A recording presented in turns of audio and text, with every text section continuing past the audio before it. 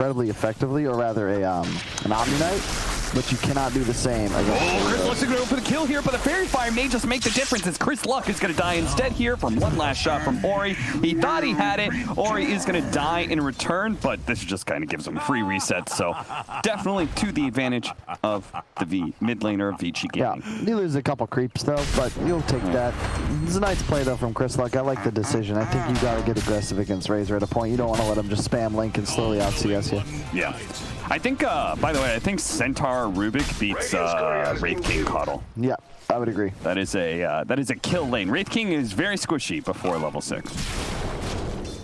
However, this is now a counter tri lane, so you got kill threat on the side of Beast Coast, but you're going to get out harassed pretty hard by VICI just because Lifestealer trades so effectively up in front. And then the Frost Armor, oh, what a spell. Yeah, I have a hard time seeing how you can just kill Lifestealer in lanes, man. Guys, the Feast heals him so much. He's got the attack speed going. It's just annoying. Yeah, people are already maxing Feast. Now it gives you the built-in attack speed steroid. Yeah.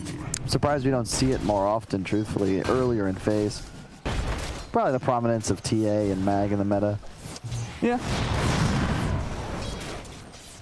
Illusion Heroes is... Whoops. Illusion Heroes as well. That was a host mic. I didn't even know that was on. Illusion Heroes as well, right? Like, you could build the Radiance, you can build Mjolnir, but neither one of them are, like, true answers. Yeah, I'm trying to think. Bassi to start for the Coddle, just spamming spells. It's a very weird laning setup, honestly, and you can already see Wraith can kind of forced out of the wave by this Lifestealer. I don't think anyone really wins that matchup at top either. Like, nobody really wins mid either. Nobody wins any of these lanes. That's kind of interesting. We just normally have such a very divisive... Oh, nice swashbuckle back into the tower radius here. So Ori is going to take a couple of tower shots. Maybe if he got hit by another lucky shot, could have committed for the kill, but... That was a pretty cool play. No such luck here. Centaur using his retaliate stacks to try and get a CS advantage over the Omni. Omni, meanwhile, will eventually start winning some of that lane with Purification higher levels, but for now it is very even. Static Link, jump away. That's what we were talking about. Got the mana pot on the Tiny, so he will still have both spells, but no more regen. Nice move for the Rubik. It's just about playing defensive for VICI. Get your items online. You've got a Razor against 3 melee cores. It's pretty much just link the Wraith King and you'll win every fight. So expect them to play more of a passive game till they have a BKB online.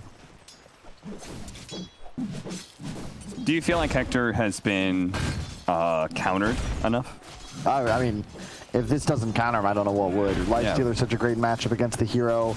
You can link him. They've got Rubik to steal the stun and the Lich to prevent the damage. You've addressed him. So in that case, it feels like we go back to what we talked about in the previous series, which is, you know what Beast Coast is going to do. It was a bit surprising me when they picked up Pango, because I felt like Hector was countered, and so therefore you wanted a different carry, basically. But it seems like they're still going to rely on Hector to do all the work here, and maybe if he gets an early kill here in this bottom lane, a pick off on a DY, it'll certainly help things out a decent bit. Coddle gets the last hit, but that's what you expect out of this tri lane. If you find a support isolated, they will die. You just can't do the same to the Lifestealer, so won't be able to stop Eurus, but should be able to keep your game intact. Nice link under your illusion. However, he's not going to get pursued. Did he just get the clarity popped off? Yeah, he did immediately. He's going to go all the way back to base, looks like. Really well done here so far by Chris Luck, and a pause comes out. And it looks like Beast Coast are going to get 3. Because we've got the Omni Knight securing one of them top. So that small little net worth lead that they had will build up a bit more.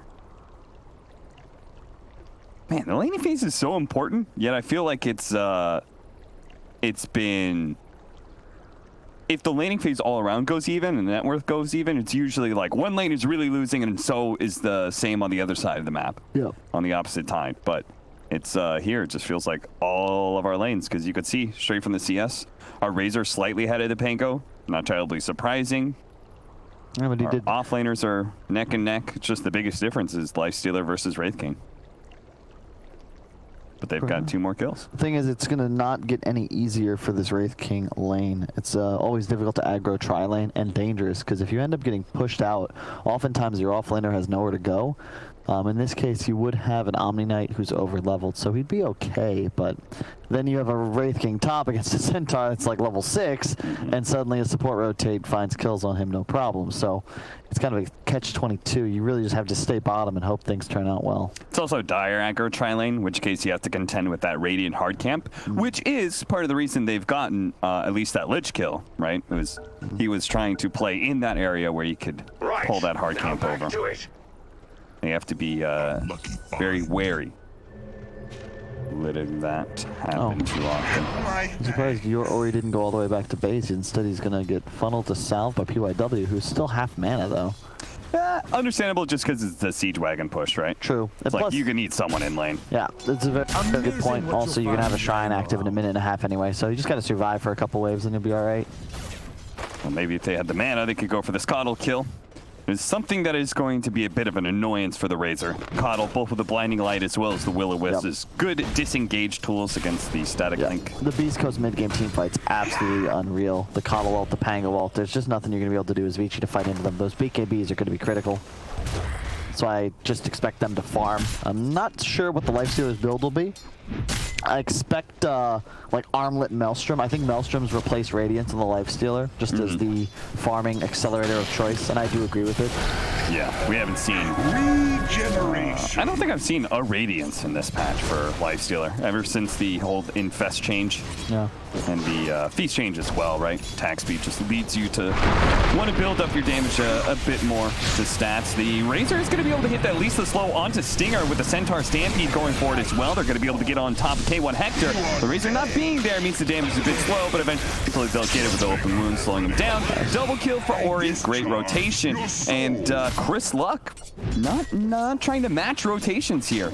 Sticks it out in the mid lane instead. Very surprised, really, because if anyone's going to rotate, you'd expect it to be the Pango. Love what Yang's been doing, just farming top. He's playing like an axe, getting so much out of the jungle along with every creep wave, and because of that Centaur Global Ultimate, you just get active as well. He really sets up those 2 kills, because the Blinding Light would have saved otherwise. Meanwhile, Leela, he would like to join his team, because Purification's an amazing turnaround ability for team fights, but Centaur's so good in these situations of split pushing.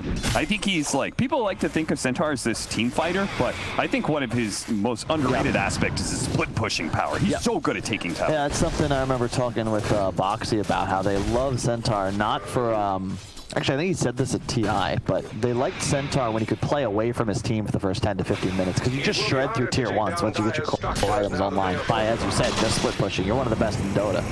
Chris Luck does manage to get a nice... Oh, misses the wall there, but it doesn't matter. Yang is completely surrounded by far too many heroes. Mutts, bottom lane. Hector, whose game is usually all important for Beast Coast, is bottom net worth of all the cores. Yeah, this is not the playstyle Beast Coast like to utilize here. Hector is normally top of the net worth charts in the entire game. Always his own team, and if you shut down this Wraith King, there's really no one else on Beast Coast that's going to be able to carry you through the late game. The mid will still be solid, but you really need this Wraith King online. Love the stacks. He's that triple or double? Not bad. Who's farming those stacks? Probably the Coddle and Pango, yeah. Yeah, there's a DD. That'll be easy if he ever chooses. Yep, and indeed he does. It's kind of weird. Maybe with the Javelin he could do it with lower cooldown. They just don't have the most obvious clear. Double Purification, I guess, is another option. It's just the weirdest part of this is that K1 Hector cannot farm those stacks. And he can't really go top lane, because again, there's now an over-leveled Centaur. Yeah, mega over-leveled Centaur at that. There's no way you're contesting this guy. Yeah. Well, Phase Boots Bracer and the light, he'll be level 9. Man, this is... Hey, your Omni is still top net worth. Lella's doing an excellent job up top, but it's an Omni Knight, and even though he is level 9, there's no real way for him to get aggressive here, and that's my concern with this Beast Coast lineup. They're forced to ride Chris Luck and Tiny.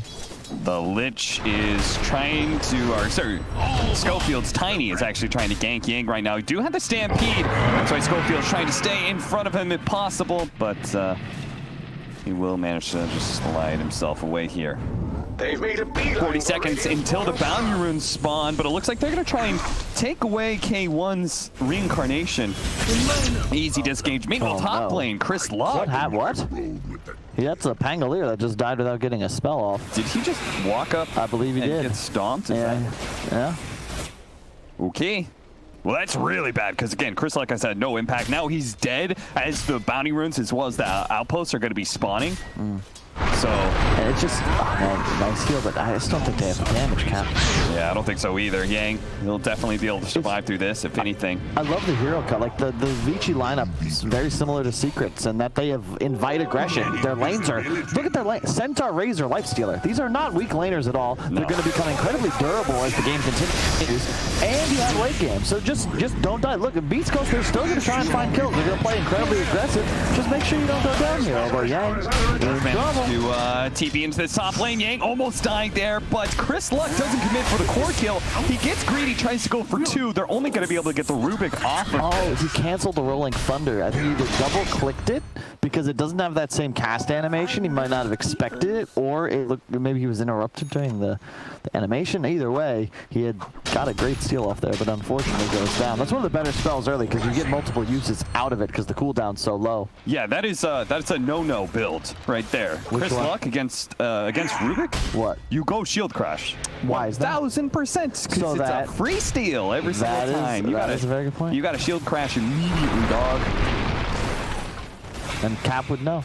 He's I've given away a lot of rolling thunders in my lifetime, and a lot of allies have flamed me for that. So, you know, I pass the flame on to Chris Luck. I don't know if that's how it works, but you know, good luck in your next matchmaking queue, my friend. You're not going for the Midas on K1. Level 7. This just feels so out of character for this lineup and for this player. Even though they are still ahead, it just... Yeah, well, we'll see. There's not really much power pressure on VICI just yet. Well, what builds the Lifestealer going? And the funny part is, again, it's like this is completely a Beast Coast style of draft, but it's a new take on it. New take on an old style. Let's just go ahead and pick the same heroes, but this time let's make Hector have the worst game. Yeah. Oh, Lois. He's been fought this hard camp all game. They know exactly where he is, and the purification's stolen. This is certainly a dead Omni. And a good 5 with Ori dominating. Ori has turned up today. Yep, and there's the Maelstrom as expected on the Lifestealer, so he's now ready to rock and roll. He'll be, yeah, I love this move as well. A lot of carries neglect this. They've been farming jungle trying to be efficient, but instead he just pushes tier 1 into the tower. His team's at top tier 1, so he now goes middle, ensures that there's pressure and vision from the creep wave in all 3 lanes. Beast Coast not able to defend this just yet. They do have a Maelstrom on the Pango, but he's using it just to help clear this ancient stack. But at least get Hector some farm to work with, but a lot of experience between the two of them. So I guess that's nice. I hope we can replicate those 3 immediate Maelstrom procs in a row. And then 2. That's not bad luck. Hopefully he hasn't used up all his luck on neutral creeps. He's going to need it to be able to bring down heroes like this Lifestealer. Yep. Looks like Halberd will be the next choice on him as well. Maybe the SNY. Either one I'm fine with. Just again, those cheaper items. Get your build up on. Back in, the Stampede going to be wasted here. And again, the Rolling Thunder stolen away. Chris Luck is going to put out of damage here, especially with the Infest being used off the Centaur, making him super tanky. So really nice play. VICI Gaming, not only do they don't lose a hero, but now they have this huge team fight advantage off of PYW. Right, thankfully they got a Coddle. So Coddle Pango, as you can see, 2 spells immediately clear the way, but Lifestealer's so strong, he's just going to actually stand in front of the tower and keep beating it down. Oh man, halfway to Blink already on Centaur as well. You know, the farming is nice from Maelstrom. He's gonna need a defusal blade pretty quick in this game, though. Yeah, I'm surprised that wasn't the first choice. It's so good in games against support duos that you can solo, like Lich, like Rubik. You get them with a defusal, they're actually just dead. Heroes like Lifestealer pretty affected by it too, right? When he goes for this kind of chip damage on tower, he can easily lifesteal up the damage you do, but he can't recover that mana. That's a really good point. You're playing against 3 effectively strength cores. I count Razor in that category. Be very effective. Bottom, we're going for Lelis. I think he's going to get out of here. So much status resist thanks to the W. I could look Ori. at you all day. as well as yours both come down to that bottom lane, but they've got the space to group up like that because they've shoved in all the other waves. They've taken that mid tower, that lane was pushed in, top pretty heavily pushed in at all times by Yang, who has a nice ward to be able to work with, so he can play really aggressively like this. It's another thing that I remember back in my playing days. We always were trying to do these aggressive lineups too, and the worst thing was when the enemy side just was able to play 3 lanes and push all of them, because all your moves just sort of naturally falter, because if you're off map, they know what you must be doing. You've got to be hunting, because you're obviously not in these lanes. Makes it very difficult. Do you think Beast Coast can just ignore trying to fight this early game and build for more late game? Can they beat a Razor? Because that's not the most amazing late game. The problem is that it deals 1-to-1 with their hard carry. There's really no way Wraith King deals with this Razor until you're fat enough that you can go toe-to-toe with him for 5 seconds and either kill him or force him back. Otherwise, you're just going to get linked. Right. And as soon as you're linked, the fight's over, unless you can break it within a second or two. So it sounds like they're still going to have to hit this Radiance timing really hard, win some fights off of that damage over time. And that will be in about 5-6 minutes time. Rolling Thunder, here it comes. They do have that Will-O-Wisp that's going to help them out, but Eurus is going to quickly deal with it with the Rage and the Skull by PYW pops out of his Rolling Thunder able to pop it to make sure they grab this Omni Knight and bring him down. Purification is going to last a little bit longer. A Blinding Light, but a Stampede to be able to catch up. Lelis just says nowhere to run, nowhere to hide. Stuck in the trees, a big blast. Hang on, in return, Chris Luck playing inside the wall area, but he's actually going to try and chase Eurus, but he's still out of Rage up, so instead he bounces back over the Centaur, knows that this is entirely futile. A 1-for-1 trade-off to the advantage of VICI Gaming. Not only do they get a core kill, but they also take down a tower. I love the way they immediately utilize advantages, right? You've got a BKB up on Razor, well, go for it. Go straight for the Omni. They can do the same to the Wraith King if they desire, and there's just no way to fight that as Beast Coast. You try to peel, end up getting the Catalog stolen. I actually think a 1-for-1 is a lot better than you could have hoped for. But there's no real counterplay to that. You have nothing to deal with BKBs on the side of Beast Coast with the exception of the GA to prevent some damage, sure, but it's not going to win your fights, and it's going to be tough. There's so much to buff up this Razor, too, when he comes to these fights. You got Stampede, great, fantastic. They can't get away from your static link. If you get a bit low, Infest coming in and buffing up that Razor, who also has a Frost Shield on him, like that, just that bit of 400, I think it's 400 HP, Infest level 1. It's a big burst. Now it's, 400, 800, 1200. That's a significant increase in HP on a hero that's already going to be tough to bring down. His EHP is going to be really high of all that armor. I mean, you're going to have a Radiance up on K1, but just as we discussed, like, this item doesn't really make you fight as much as it helps you accelerate towards your next couple of items. But for now, you're completely outmatched because the BKB on Razor already negates the effects of this Radiance, and he's the issue with your hero right now. You got to prevent this link somehow. They want to force staff up ASAP on somebody. Well done. And it looks like Yang was there for the turnaround with the blink initiation. We'll have that pipe finished in just a moment. Lowest bottom. Quickly remove the It should be fine. Open wounds. 96, 17 minutes in. A slight lead for VICI Gaming, but they're looking like they have full control of this game. And Beast Coast, they've been forced to try and make little pick-off moves like this, trying to push in waves. Chris Luck's trying to go for a kill on PYW, who's actually 1,000 HP, and now he's going to be stampeded up. Oh, they don't get a telekinesis or a toss in time, but how many times are you going to give away Rolling Thunder, Kyle? Chris Luck, you mean? I didn't do it. Gotta stop doing it. Well, he's going for Basher over dude, Diffusel's so good. That item is so broken. Yeah. If not even just for the damage, as you said, even though it's the highest damage for a Pango, it's the purge, it's the mana burn. It's got so much utility. Like, you threaten Rubik there a lot harder if you actually have the ability to purge him and keep him located in front of you, and then all of a sudden you can Q ulti, maybe take him down. I mean, I guess at bare minimum, it now means that Lifestealer can't freely shove in lanes knowing that they have no BKB piercing disable. Now, there is one small thing that Beast Coast has to be able to stop that, but I don't really think the Lifestealer needed to play that way. He wasn't playing that way in the first place. They were oftentimes 2 or 3 man around the map aggressively pushing in, but he wasn't solo pushing lanes in so much. Just trying to find a way at Beast Coast. The game isn't out of reach by any means. It's only 1,000 gold, but it's just the hero matchups. A lot of your all of your late game damage is coming from this Wraith King, and he's just gonna get hit by Lifestealer, linked by Razor. You can buy time, but these cores of each are just so tanky is the concern. Yeah, you don't have, like, especially since Schofield isn't popping off, he's not going to have that big progression as a 4 position and being a damage dealer, so feels like Chris Luck is going to have to do a lot of work. In fact, look at Schofield's build. He's not even looking for any sort of damage. Blink Dagger into the Force Staff to help kite this Centaur. Razor, Lifestealer. Actually, Force Staff's really good this game. Oh, they see the Mass DP coming. You got to get the hell out of here, Beast Coast. Chris Luck, he does have his Rolling Thunder. He's going to try and get it off now, but the Telekinesis is going to stop him in time. And the counter Rolling Thunder from PYW. Looks to be able to catch somebody else as well. Stinger, beep, beep, bumps into him. Mega kill for Ori. Another great steal as well with the blinding light. Full control of the outposts. The experience.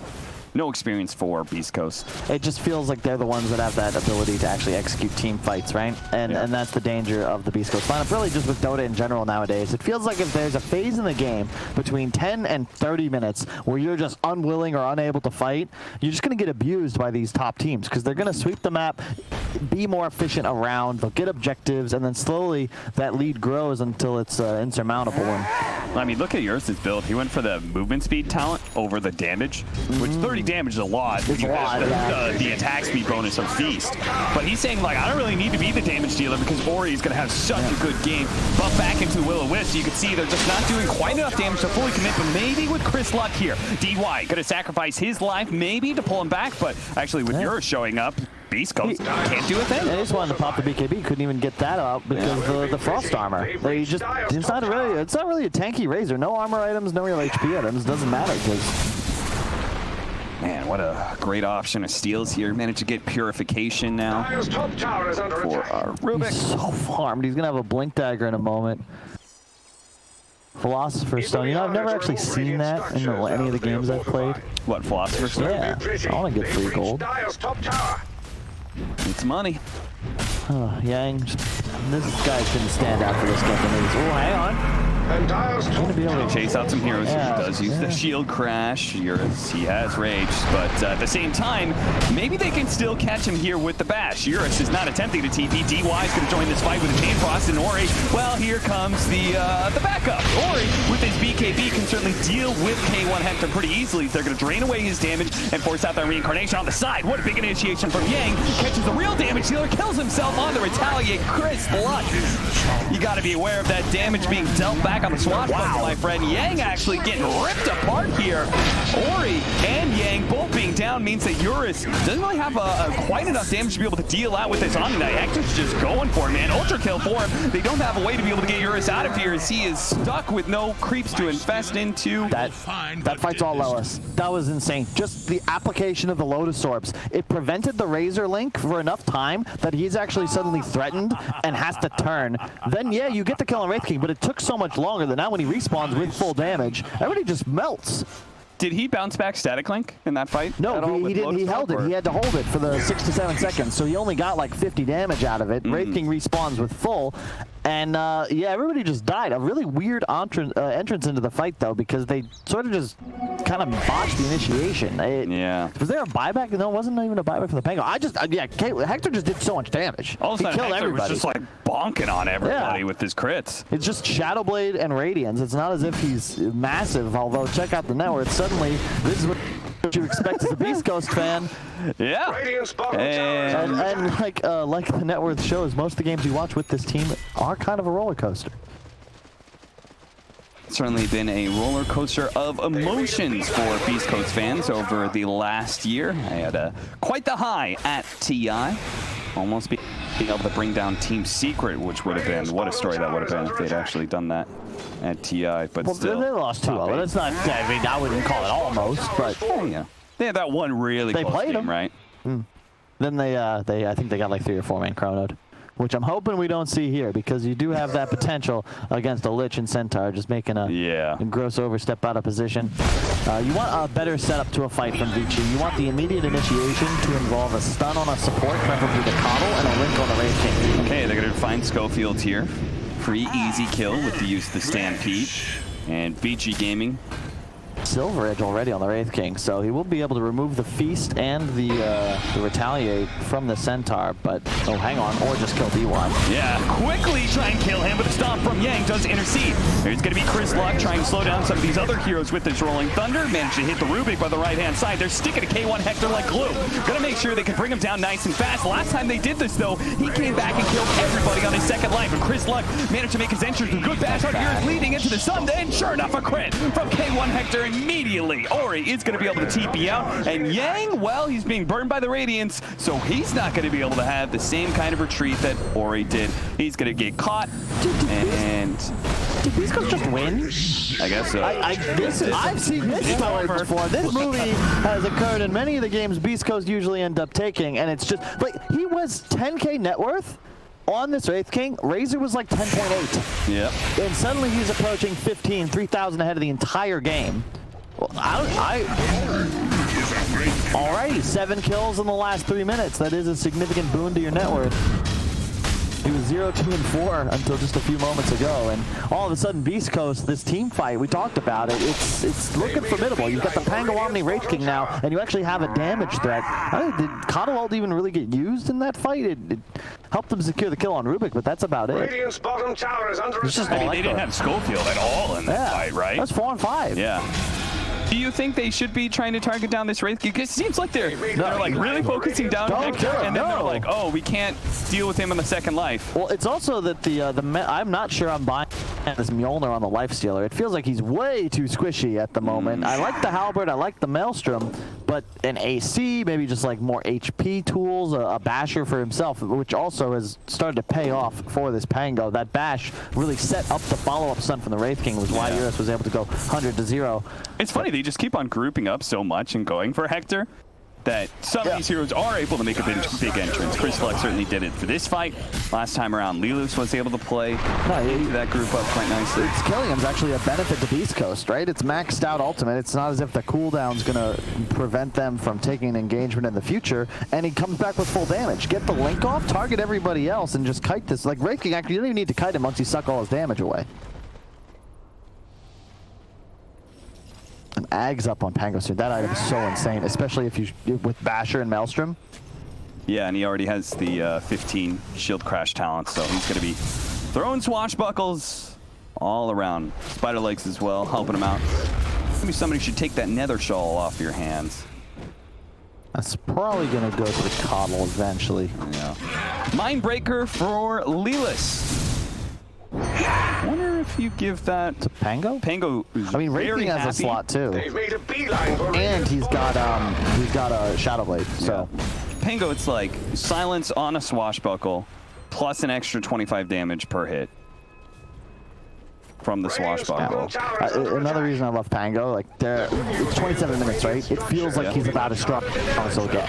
You can get more items, sure, but as far as like gold, I don't know, I'm sure there's some formula. You combine like gold efficiency with time efficiency based on the amount of DPS and damage your hero can do. Like, this is about peak. You are as strong as you'll be in comparison to your enemies right now, and you've got a Wraith King who's huge, got the Omni, like, you're ready to go. I want to see BEASTCOAST get onto the enemy side of the river, make some moves here. They got a haste up as well. So you're saying you just like heroes that their biggest peak is about 25 minutes. Yeah, exactly. And it can be, you even see it's similar with the Razor, right? You get these 2 neutral items, upgraded boots, Sand and Yasha BKB. All right, like, yeah, sure, like this butterfly would be nice, but this is about as strong as you'll feel relatively in a natural game of Dota. Heart on the Centaur, now he's absolutely enormous. And the play for BEASTCOAST, you got to ignore this guy now because you don't really have the sustained damage to take him down.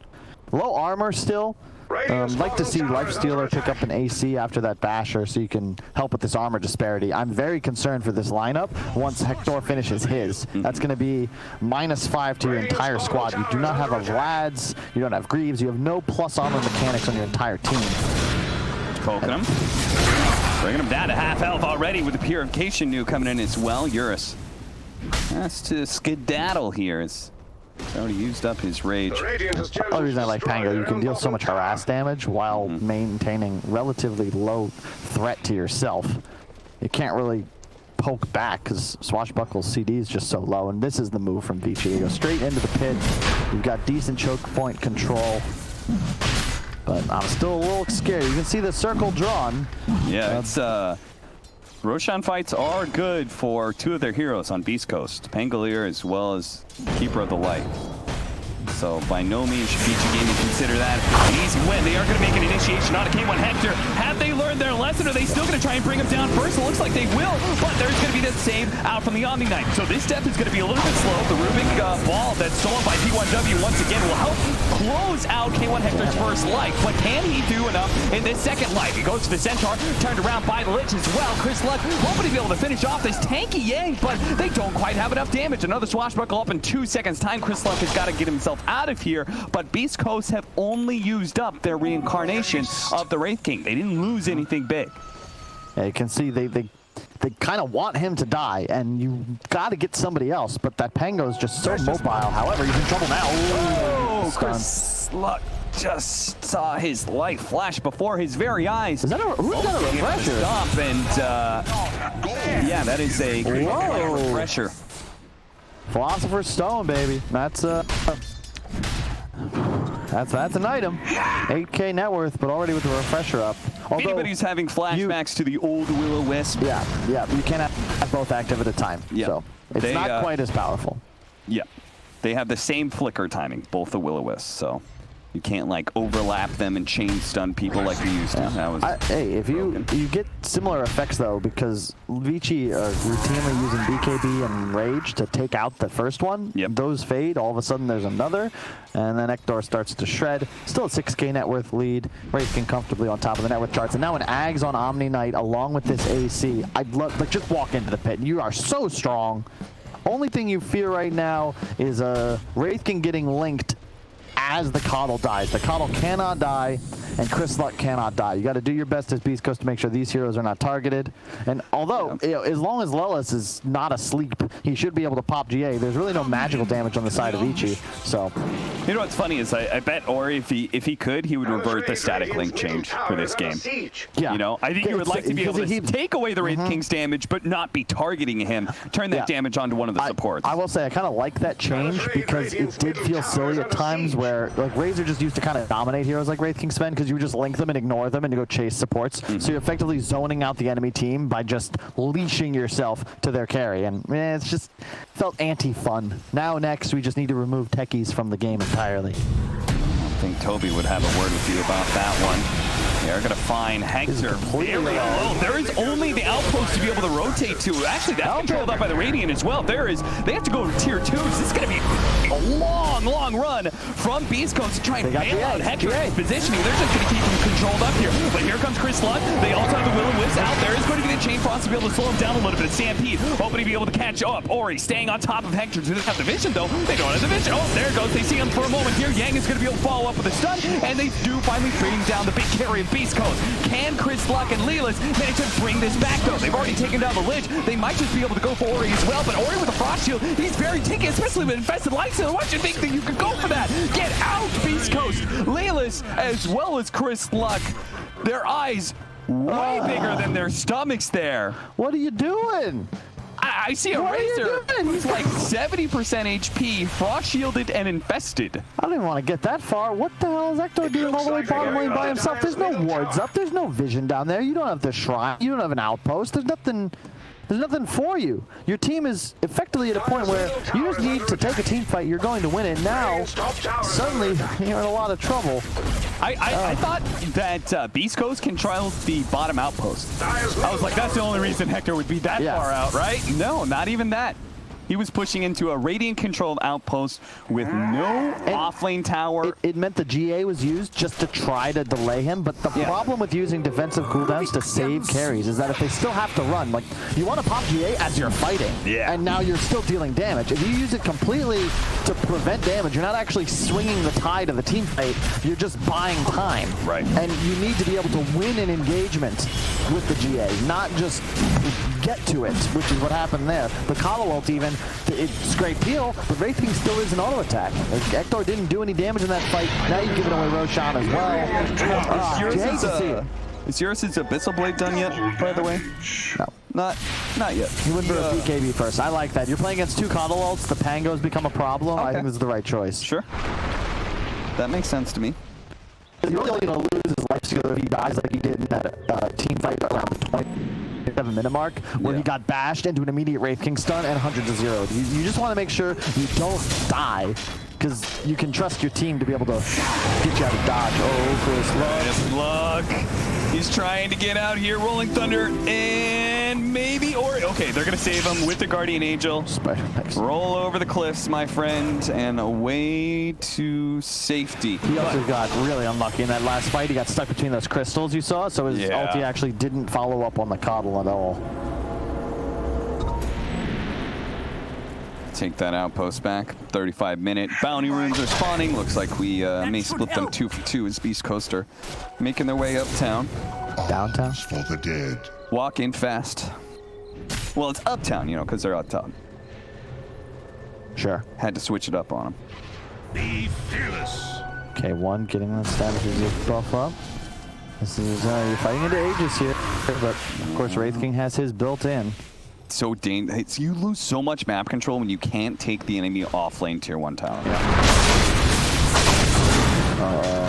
Tossed up. Holy. Eurus not quite controlled long enough. And now Beast Coast are going to have to give up on the kill. At least they forced out a BKB charge, though. You can see the damage of Spango, though, man. It's just crazy hero. Yeah, it does a lot. Ooh, Schofield thought he was going to be able to get a toss back onto somebody, but misjudged how far his blink was going to take him. Yeah, and continuing to impress, though. This guy's been such a beast this game. Now with the Shivas picked up all of his items just to increase his survivability. And you can see him going down to like 20% HP in a couple of these fights. He's doing his job. He wants to make himself a target so that his cores can be free to actually just deal damage. DY, nice D-ward up on the high ground. Taking a slight lead in the goal. I think XP relatively even. Don't see any 25 talents coming online anytime real soon, except for the Wraith King. I imagine because there's no mana burn threat, he'll get the reincarnate Wraithfire Blast. Well, he still got it just in case.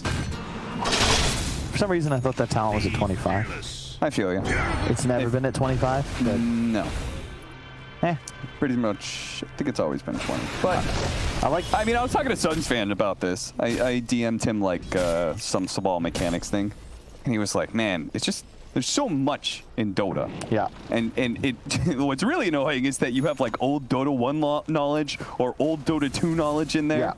That it just sticks to you. And some of it's so annoying too. It's tedious, right? Because it's not like, you know, knowing, oh, well, this percentage got changed or this talent was moved here. It doesn't, like, you're not a better Dota player for knowing it, but like You're a better are. encyclopedia. Yeah, but it's necessary. At the end of the day, Dota is all about like fast-acting, critical thinking on with numerous variable informational inputs changing at all times. So it just the more you know intrinsically with your muscle memory, and like, okay, like this will happen without having to think about it, the better decisions you can make within the game.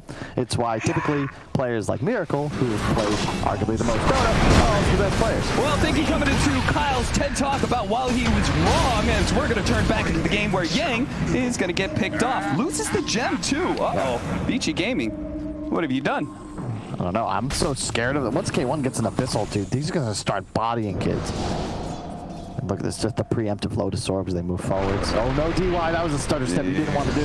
Got by the avalanche, chain stunned, and brought down. They've got the creep wave up no here, buybacks too. for either one of them. Oh. And Beast Coast, they are a team that will take advantage of this. They are not going to be skittish. They're down to push high ground. They're not afraid of you, VICI Gaming. They're trying to force some buybacks, and when they don't see those buybacks, you already used the static link as well. CRISOL sees an opportunity to pounce. He's going to jump right onto Ori. They try and follow that up. There's going to be the blinding light. They also invest inside of Ori to make him a lot tankier, so he can turn N5 for the time being. A bash up. Now Eurus pops back out, trying to go for K1 Hector. They take away the Aegis of Ori, but he's going to come back in 2 seconds' time. Same to K1 Hector, though. Reincarnation for reincarnation. But now in time for round 2, K1 Hector going to be saved by the Lotus Orb. Open wounds. He just doesn't really care about it. He's just going to go for this tier 3. Are they going to back up now? The Missile Blade trying to jump on him, but Chris Luck jump further in. They do have the Guardian Angel to help him out. He goes for the Swashbuckle, almost enough to be able to bring down Ori. K1 Hector, one swing, he needs it, but he can't get it. The Swashbuckle's not enough either. Saved by the mech coming out. Oh, a bash, well timed. Can he get another one, Chris Luck? Nope, he does manage to get his Blowing Thunder off. Is there an Abyssal Blade or anything? Oh, time for PYW. A 3-man roll-in, controlling up the Tiny entirely. Schofield's stuck, but a force tap. K1 doesn't die. He had 2 seconds left on his reincarnation, but he falls before he can come back up. What a play from PYW, though. My God, that was so smooth. He immediately steals it. I'm sure he's yelling to his teammates, it's time to go. Blinks forward, gets, as you said, a 3-man roll on critical targets. And the stun lasts longer, so he was able to keep the Tiny chain stunned during that time. My only qualm with the way they played that fight is that the Stinger Coddle, you just refresh right away as you approach that base fight. Instead, he uses it late, and then they don't have the Coddle until the BKB and the Rage are already popped. If you could have applied that as you initially went in to overlap, maybe you're able to find kills, or at least force VICI back sooner. Now it's flipped, no buyback on the Wraith King, and VICI's turn with the high ground, although there is a repair kit active. Toss up in the air. Chris Luck, he's able to get back. That repair kit is going to do so much with the toss on Ori. He's going to be forced to use his BKB here, and I don't think they're going to get a kill out of it. Certainly not with the force stabs of him. Away, VICI Gaming realizing this fight is a disaster. They're not able to take advantage of this 30-second cooldown on the Wraith King. Yang, okay, maybe they can't go back in. Jumping on a Chris Luck, who's already at half health, but he's made to take it. Oh, PYW! He rolled into the Pangolier, controlled him up for a little bit. Chris Luck, he needs to be able to swashbuckle out of here, but he just doesn't have it up in time. He's dead for 80 seconds. They chose to fight 4 versus 5, thought they could hold, but now they're just going to be left in another 4 versus 5, even as Hector comes back in 8 seconds time. This is VICI Gaming taking at least... Well, maybe not. They're actually going to give respect to Hector here, despite the 4 versus 5. I don't mind that choice. You're going to go kill the Shrine. You're feeling confident. They definitely assume they have the late game advantage here, and just want to bring up, you know, I just don't know if you want to be that aggressive. I like what VICI did. They baited the Lotus Orb on the Tiny and then immediately target swapped. Yeah. And that's going to be necessary because if Lelis is watching, they just have way too many single target abilities to actually go for a hero like Tiny with Lotus Orb active. Like, you can't link him anymore. The open wounds is either going to be reflected or removed. Often it is just removed. You've got to go for something squishier. Big power spikes there. The 100 attack speed for a Razor is a significant increase. We're also going to have the AC in soon for Eurus. Satanic would pretty much complete Ori's build. Well, they both got an Illusion Escape. I don't know if it's really useful for either team. Yeah, it's definitely not, which is why it's kind of good they both got one, right? Wait, Leveler on Centaur. That means your Retaliate does more tower damage too, right? It's just more tower damage, or is it based on building attack? I think it basically applies Demolish to your attack. I think you're right. But, you know... No. Bonus building damage. Could be, yeah. Okay, well, it's... I mean, either way, like, at least activate Retaliate. True. With the bonus damage is still going to be really powerful for bringing down those buildings. Man, that's a really cool item if it's just all building damage. Like, can you put that on a... I doubt it works that way, because then you could put it on a Leshrac, you know? Tooltip's very unclear. It is. You're right, Kyle.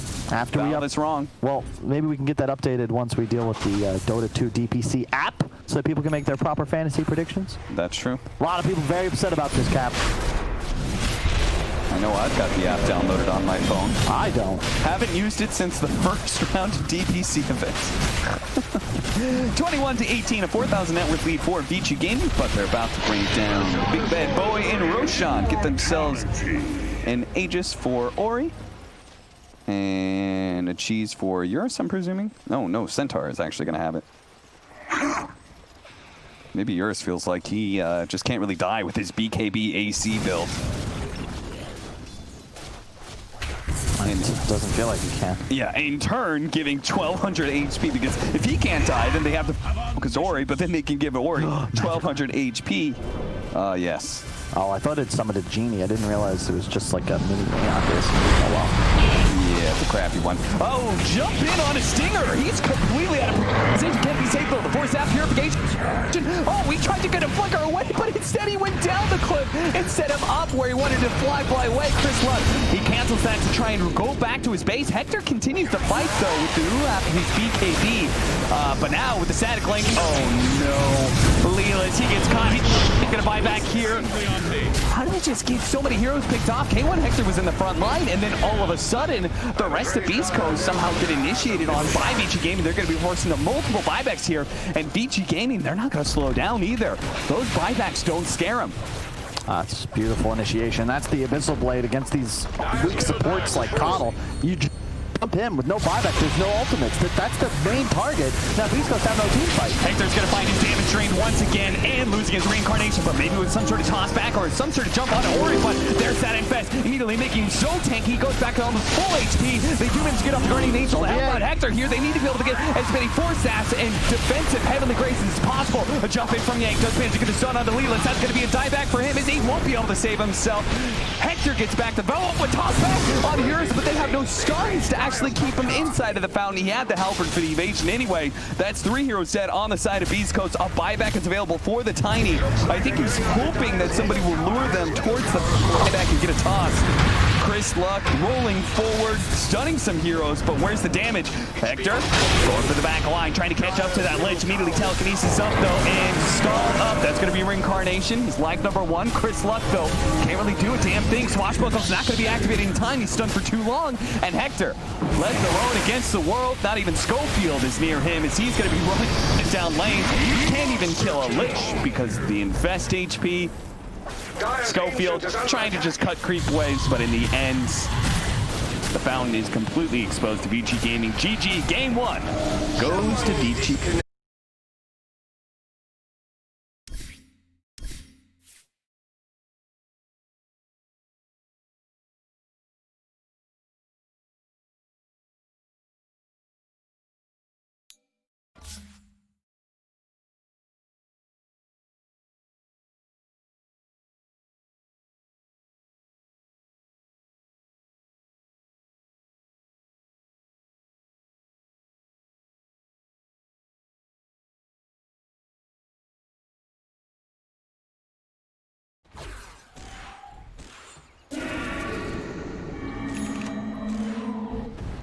That's yeah, it should not happen this often. That's for sure. Correct point.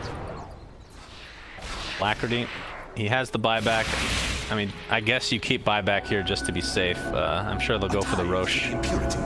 Although that's a few minutes away. Yeah, I think they can just play together, maybe play with some creeps and see if they get like, maybe they get a swap out in the enemy base. That, oh, nice. They just, all they need to, I mean, they are 20k ahead with mega creeps. They don't need to overcomplicate it. Just play together. If you find a good play, you go for it. Otherwise, stay together and wait for Roche if you can't end before that. But yeah, they should definitely feel good about themselves right now. They are on a very good way to, well, move on, knock out VP, or at least knock them into the lower brackets and get to play against Alliance. Indeed. Yeah, that should be a fun series to watch, assuming this game ends the way that we are almost certain it will. Unless mega comeback. Some miraculous comeback. Yeah, so that's one of those things that I don't even think there's anything you could do other than waiting game. It's not like you can smoke out into the enemy side of the map and make a play. That doesn't work. I'm trying to think of this because I did own the team with Resolution on it, of course. And I know what kind of player he is in terms of like the carry role, right? I'm just wondering what's going through his head in a scenario like this where I think we can both agree the carry has made a few mistakes this game. And I'm not going to blame the entire series or the whole group stage, of course. Yeah, because it's more complicated than that. But you're playing off lane now, and you're feeling like your carry is maybe making some mistakes that you wouldn't make, because he's Resolution's a really good Naga player. Heroes, he's extremely good at position 1, so it's just an interesting, I don't know what's going through his head right now, because this is not going very well. I think it's also very reliant on how the team communicates about these things, and also like how they feel overall, because like you were saying, it's definitely not only on Epileptic Kid, like on their Naga play. I think as a team overall, that they're deciding to take, I think it's just not on the same page, and it doesn't seem to be that well thought out, really. A few times this game I mentioned some timings they were about to have, but then either they get picked off or they smoke like maybe 1 minute before they reach those timings. So I think just something seems off with them. I mean, I'm definitely harping on a couple mistakes in team fights, but if you look at the net worth, Naga is still up there. She's still a force to be reckoned with, and I think no one has probably underperformed the most in this group stage. I don't think he's had one game where it's just like, all right, that's no one. That's the old no one we know, you know. So, by the way, Alacrity just bought the Nullifier with no buyback, so they're definitely taking this passively. They're gonna wait for the Roche, give him the Aegis, maybe even buyback on top of that. So. Taking it very, very passively. Yeah, no need to throw. Like if they feel good about some play, maybe like I mentioned before, a swap out, you go for that, but you don't have to run 5-man down mid. You know, if you don't feel like it, just wait for Roche. 1 minute 50 for Roche. And, you know, just farm out the whole map. I mean, you have the whole map to farm. And the enemy team can only farm these. We're almost at the 40-minute mark too, so they don't even have a third tier 3 item yet. Oh yeah, nobody's been in the jungle apparently. Oh, Dire do. Radiant don't. Is it Radiant? Yeah, Radiant have the sword and the telescope. So this is how, 25 minutes. So we are 13 minutes in, and they still have not found the third item. That is rough. Yeah, they ain't. And to add insult to injury, Epileptic Kid was going for an Abyssal Blade, and the courier was killed. It's dead money. No buyback. No booback. But considering how this game is going, and they're just waiting for Roche, he should get his courier back, I would assume. At least before they might get it before the next fight, or during the fight, something like that. That's like a 1:30 overlap. Or maybe 1 minute, because of course they need to see Roche and then kill it.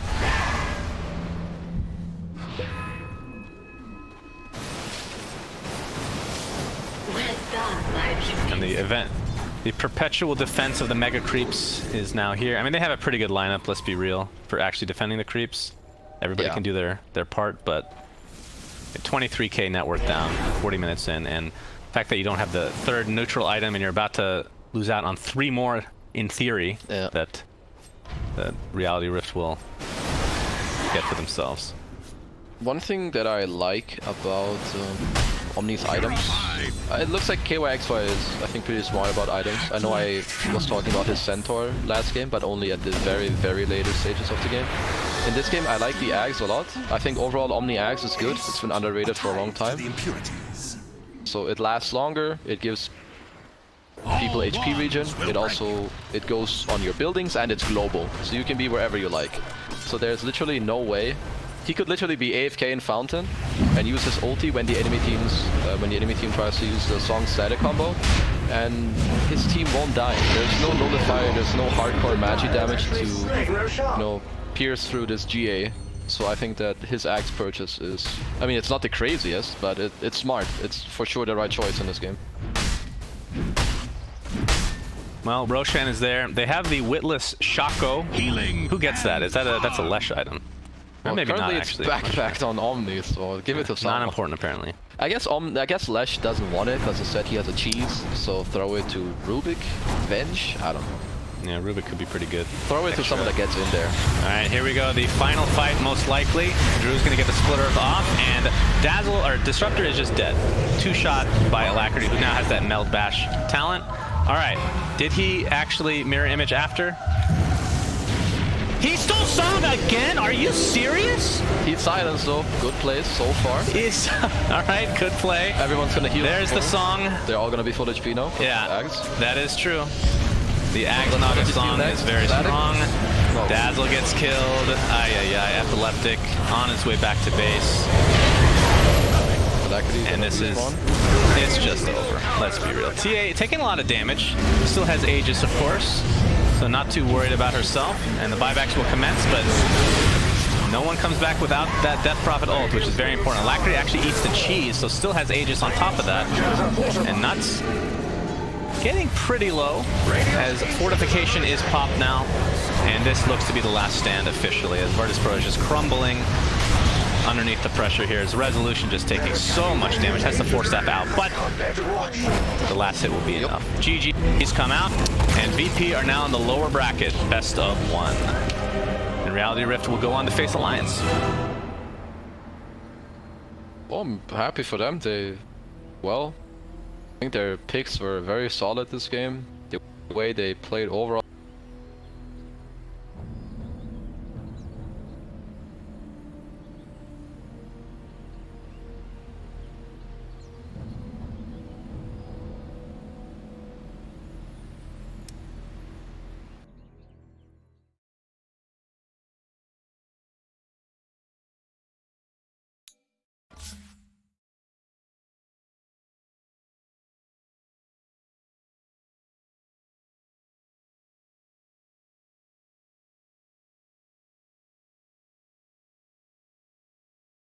Radiant's team pick.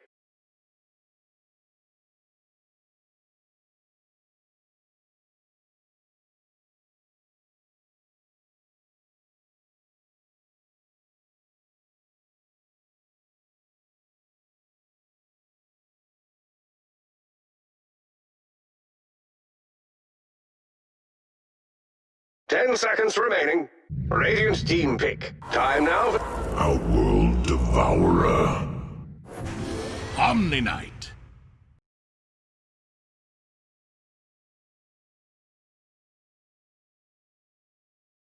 Mid heroes right now that can just walk the lane against most stuff and feel okay. OD and Puck are probably two of the most common that we see, at least from like the NA region. Those are two heroes that the NA teams like a lot. But yeah, it's solid. Another save. Once you get the Aghanim's, you can actually banish people in the curse on OD. Like the middle target, you can actually reach that far and still not get caught. So it's a nice little counter. One thing that is a little bit concerning here is that this, I mean, not concerning, but I think the part that's nice about this for EG is that because the Timber Saw is through, like having OD and Omni Knight, it's kind of a nice answer. Like, yes, Omni's a strength hero, but you could take off the Whirling Death, and on top of that, also OD is a nightmare matchup against him. But Lone Druid, it's finally come out. I've been waiting for them to play this for a while. Yeah, we were gonna do it last game actually, but they opted for the Alk instead. Allegedly, the Alk was a pretty good pick. Didn't quite work out, but yeah, Lone Druid is a.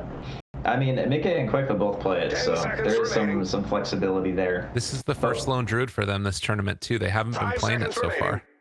Yeah, I mean it's I don't know. To me, because they first phase it, I think it's probably going to be mid. Like that's my guess. They just put it against the OD. It is some hero that enables you to group up around him, which I think was kind of the problem that Liquid had last game. Like normally you group up around the Alchemist, but the Alchemist was never really that beefy frontline hero. He was kind of just a glass cannon that couldn't tank a Naga illusion, so it was really hard for them to group up around him specifically. And then, you know, Mickey didn't have that great of a game because he kept getting the Song and the Static Storm combo every time he was in the side lane. So, yeah, it was a little bit rough. But Lone Druid is definitely one of those heroes that he gets his items and then you play around him, you take some buildings, you know, pressure objectives and whatnot. It feels like Liquid had a really hard time doing that just today, not even just the series. Yeah, that it's maybe that engine that they need to really keep the momentum going, because you know that if you're playing with this hero, like yes, you can play later stages in the game, obviously, but really you want to be on that front foot, keeping the pressure on the tower.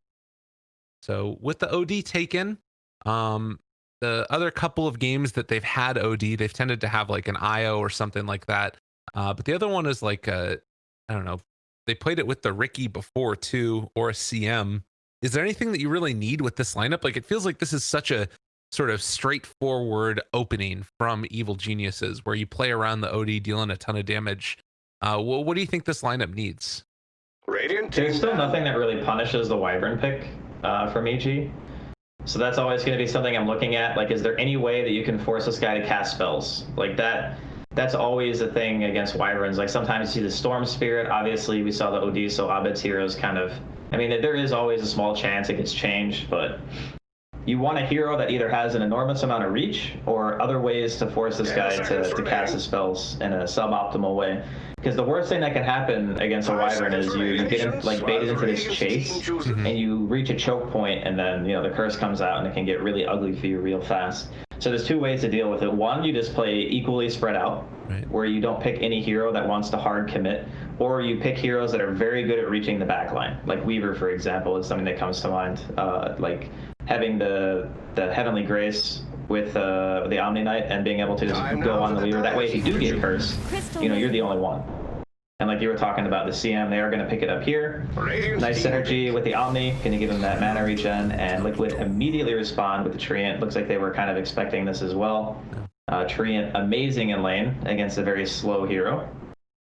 I guess the other thing there too is that it's like trying to get a little bit of a filler pick with the CM to see if they revealed anything else in the Liquid draft. But it does kind of feel like you already know what's coming with Liquid, what they want to try and accomplish. 10 seconds remaining. So yeah, getting that CM and then the tree. This is something that we talked about earlier today. Alliance ran it 2 times in their previous matches going into this. And now Team Liquid running it themselves. So a little bit of a European flavor coming in here. God, you know what I would love actually from EG? I don't think there's any way they do it, but I'm just looking at the sign and going safe lane bounty hunter. Let's just go. All right. Let's just go. It's actually a crazy hunter game. What makes it a bounty hunter? It's really good against Treant because he wants to play, in fog. You show once, you get tracked. It kind of like deletes your presence on the map. It forces the wyvern to feel uncomfortable because, you always have to have sentries down, stuff like that. They're going to go for the SP. So that's that type of hero that I was talking about that forces the wyvern to cast spells. You just charge right into them. You hit your W key, and whatever they do to you, you're going to shrug it off, more or less.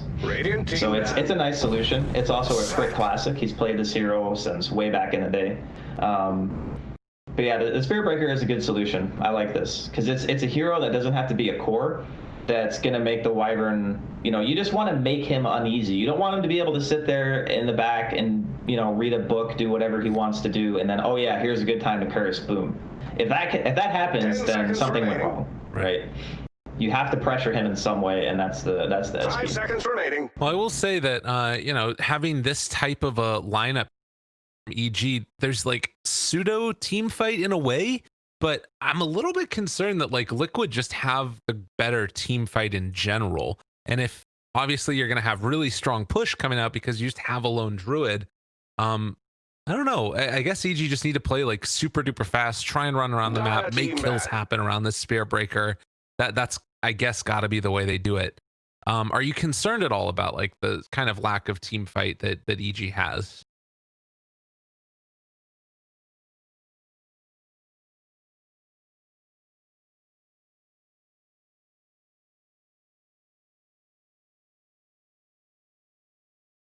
Ten seconds remaining. 5 seconds remaining. Right.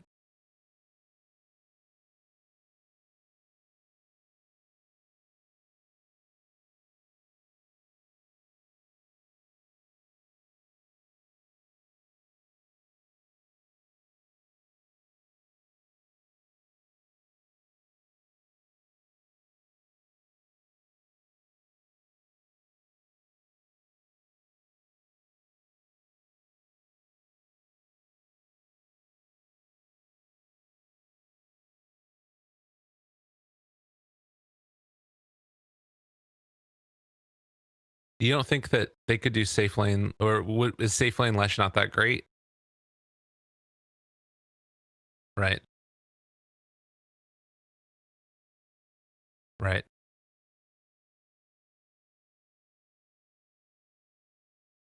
Okay. Time now for the deity patience while the Radiant team... That's fair, definitely. Interesting.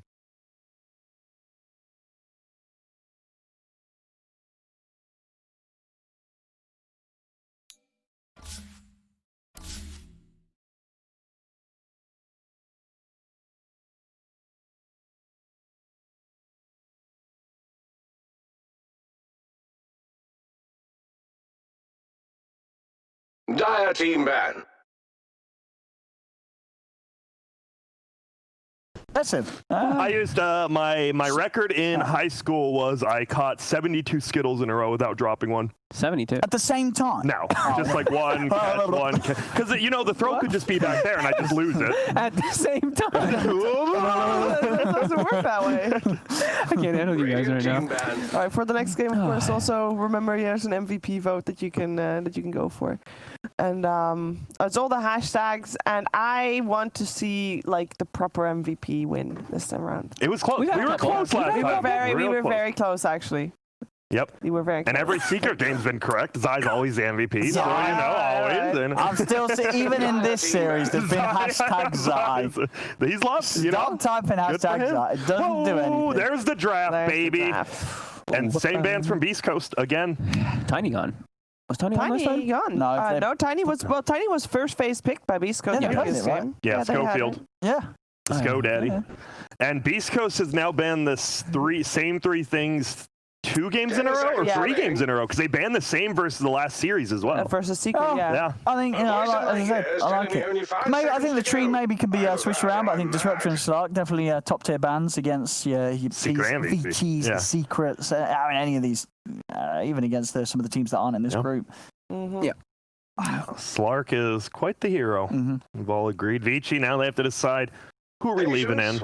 Doom's still obviously in. They're going to ban out the Omni Lelis, as we said. He had a great early game. He had a pretty good game overall, and they do take Doom. There he is, the Doombringer. I like it. I've seen surprise. I've seen Hector play it before. I don't think he will. I think Lelis plays it the most on their team. So what do you do, Rubik Lich again? I don't hate it. Yeah, just go. I don't know if the Rubik is so good. Oh, you're gonna have to take. Do you take Grim? I think you have to take Abba's in, right? I think Abba, Rubik, Lich, they're the 3 heroes. But then you're giving away Doom Grim, and we know Beast Coast likes playing Grim. Oh, they do like it. Lich Grimstroke, bring it back. That was big for a bit. I think you definitely take Lich. It's Lich, Rubik, Lich, or maybe. Are you that worried about the Grim? The question is they know. I think they know Beast Coast will pick it, and that might influence them just to do it, even if it's not like. Do we want to play it? But we don't want to play against it. Like you never do. None of your cores, like especially the cores, like please God ban it. We don't need 2 of us being disabled. Well, you know how this goes though. ROTK is just sitting there. Is like, shut up. You're doing what I say you are. He's not playing. He's like, But at the same time, you don't just pick Rubik, and then you're like, well, they can pick Grim, and then we can just have a better Grim. You know what I mean? Like, sure, you're giving it away then, but you also get to play with it yourself. I mean, it depends on if it's do you want to play against it? Because I think as far as we know, Beast Coast is going to pick it from what we saw what they were doing yesterday, right? They picked Grimstroke every time there was a Doom on the other side. It's just up to you, like how you want to play against it. So then they're just going to be going for a different option completely. They're just going to be giving that one up. If Beast Coast even wants it. We'll see, because usually if you want it, you would have just instantly snapped it here if they didn't take it. Or maybe they feel like it's bait, you know? No. Well, I might think they can get it later on in the draft. Get something else here. As we've seen pretty much in all the games, they've been picking Hector's hero. Actually, no, that's not true. Last game, they picked the Tiny, and that didn't end up being first game, though, yeah. But most of the games, they've been picking Hector's hero early. Do they do it? You definitely. They go back. Right. Oh, maybe they are trying to save it for later. I mean, now it's probably getting banned. It has to get banned, yeah. Now you get rid of it. Double lasso, double Doom. There's no way that VICI don't ban Grim. You cannot let it go through with these heroes. I feel like you kind of, well, I guess you don't know where the Doom is, because like you said, we have seen, K1 has played it, but we've seen it on 4, but I doubt it. Wait, what? No, I'm saying that, I'm not saying because of the Grim. I'm saying the Bat Rider, now you know where Bat Rider is probably, right? It's more than likely Lelis. It's absolutely. And then the Doom is either 4 position or 1. Yeah. 10 seconds remaining. Are we going to get to see the rare carry? We've seen Chris Luck play Bat Rider. It was at TI. They played it once. He did. Dude, they actually, weirdly enough, they play a lot of different, like, everyone calls Chris Luck kind of a hero spammer, which he does have his certain pool, but he will play other things like a Bat Rider. There's Bloodseeker ban, the staple for Hector. I like that. They banned it first out of the second phase last time too, right? Yeah. Let's just get it out, just in case. I'm really surprised we just aren't seeing it first picked as much. 10 seconds remaining. Well, the Blood. Slark replaced him, yeah. I thought Blood was going to be just... Even I know pub games aren't the end-all be-all, but when you're seeing like the Ori's first picking in pub games and stuff, like I just expected more. Yeah, I honestly did. I watched too. a lot of European pubs before this started when all the players were here, and Bloodseeker was the highest picked hero. It actually was blowing my mind we're not seeing it. The carry pool that's pretty much all I would say. In pubs, I would see it was Bloodseeker and PL, like every single game. Yeah, and then like, Slark, if those ones are out. Those three were the big three for sure. And then offlaners were pretty much, it was like Doom, Bat Rider, and Omni Knight. So I guess like people are, I mean, we're seeing a lot of that. Well, which other carries are left? Because we got the PL, Bloodseeker, Lifestealer, Slark all banned. Tiny banned. Hector's bringing it. Game 2 again. Now, what are you picking that's going to lane against the Bat, right? Who doesn't mind laning against the Bat? Obviously, that's why they banned Lifestealer and PL. Yeah, so who else do you got? What if they do? I'm going to put it out there just because it's VICI. I know Paparazzi loves it. Jug. It's a crap hero, but it's with Lich, and it's Paparazzi. I've actually seen it. Actually, with the shield on lane, it's pretty nice. It's in the lane it's nice, but then the rest of the game it's terrible. Sorry, Sniper. If they pick Jug, they're absolutely losing this game. I do not. I don't believe that. Do you believe that hero at all? That's why I said I'm putting out like this weird kind of. You don't think it's terrible? I think it's below average. Also, by the way, they left Grimstroke. Yeah, Puck ban. 5 seconds if BEASTCOAST does want it, which I mean, I'm sure they were setting up for. Doom Bat, it's an amazing Grim game. And it's I'll be so surprised. Why would they not take Grim? And why would VICI not ban it? Very strange. I'll rub my chin to look like I'm thinking. I mean, yeah. So now who are they going to prioritize VICI? I mean, the carry pool is getting hit. If they do want to grab Eurus' hero earlier. Morphling's still in the pool. He is. Yeah. Versus Doom, Bat Rider, or just Doom, I guess. But the lane is a little weird versus Bat because your turn rate is pretty awful. And he can chase you down if he goes like the Windlace Boots first, which Lelis went Boots of Travel, Windlace were the only 2 items he had. So did Eurus used to be a safe lane Weaver player? He did. He did, didn't he? Paparazzi, for sure. Yeah. Because a Weaver Lich is a pretty nice lane. Sure, there's a Doom in the game, but... Yeah. So Abba for Yang, right? Must be. Yep. I mean, sure, we'll see it from BEASTCOAST. I don't think Eurus is a man to play the safe lane Abaddon quite like K1 Hector is. So, yeah, but Yang Abaddon. Don't put it past him. He is playing versus a Bat Rider. Shaker. So they're not gonna do the Grim. I mean, it's really weird how we saw it. They still can though because they play Grim as 5. Like it's Stinger playing the Grim stuff. And as you said, I mean, CRISOL could play a few of these heroes mid, right? Yeah. Has he played Shaker mid in the past? I feel like he'd probably play Shaker mid. He played it versus Meepo at one of the big tournaments one time. He could do Shaker mid, he could do the Bat mid. That's the great thing about BEASTCOAST. They really do. They can come at you with these curveballs. I do. I like the Earthshaker pick and the fact that when they picked Lichwin or Wyvern, it was VICI saying we're going to be better at team fights. And now that you add a Doom and you put an Earthshaker after that, all of a sudden the team fights aren't just one-sided because you have some big spells now. And I like that because Abba doesn't, I mean, he shields someone, but he's not like a team fight. I think you have to be a little careful, BEASTCOAST, about the Huskar now.